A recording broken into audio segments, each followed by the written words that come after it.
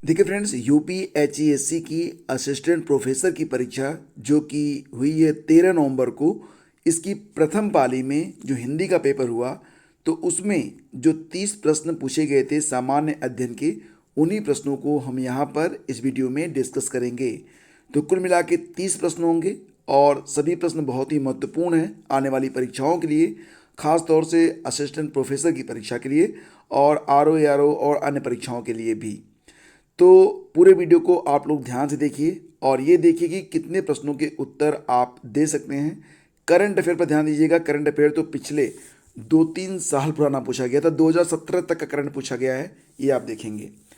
तो पहला क्वेश्चन लेते हैं। वन्यजीव संरक्षण 2020 के लिए लाइफ टाइम सर्विस पुरस्कार निम्नलिखित में किसने जीता?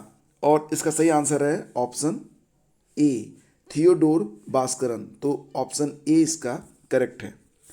अगला क्वेश्चन पूछा गया था कि भारत में मुख्य कितने प्रकार की मृदा पाई जाती है? और इसका आंसर आपको पता ही है, कुल 7 प्रकार की मृदा पाई जाती है।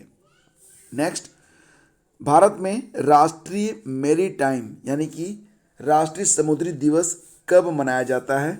और इसका आंसर होगा 5 अप्रैल को।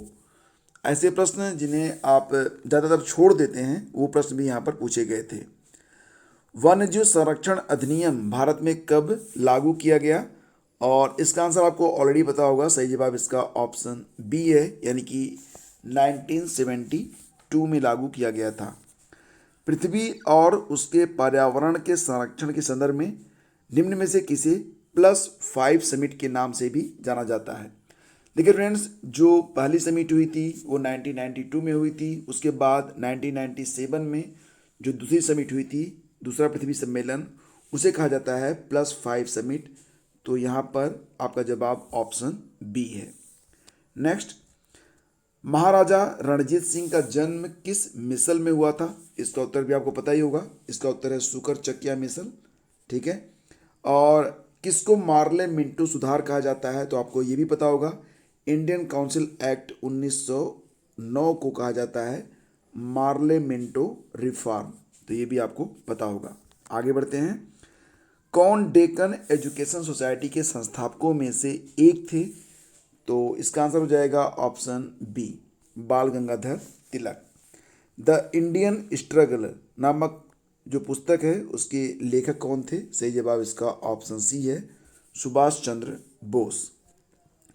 अगला क्वेश्चन पूछा गया था कि which one of the following is the correct sequence of habitat of following Indian tribes from west to east? तो यहाँ पर यह पूछा गया था कि भारतीय जनजातियों का पश्चिम से पूर्व सही क्रम कौन सा है? सही जवाब इसका था ऑप्शन सी, गारो, खासी, जैंतिया और फिर नागा। अगला क्वेश्चन पूछा गया था कि निम्न में से कौन सा सही सुमेलित नहीं है? देखिए आप फ्रेंड्स, डैम्पा अभयारण्य ये कहाँ पर स्थित है? मिजोरम में है, सही है। वाल्मीकि रिजर्व बिहार में है, ये भी सही है।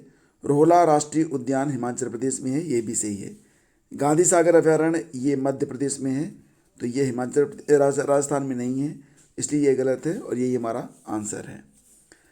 कौन विधेयक धन विधेयक है या नहीं? कोई विधेयक धन विधेयक है या नहीं, अंतिम तौर पर विनिश्चित करने के लिए कौन सक्षम होता है?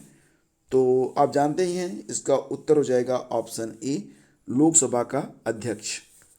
और भारत के लिए संविधान बनाने के लिए सन 1922 में लोगों द्वारा स्वतंत्र रूप से चुने गए प्रतिनिधि निकाय की मांग की गई थी मोहनदास करमचंद गांधी जी के द्वारा। विकल्प ए इसका सही है।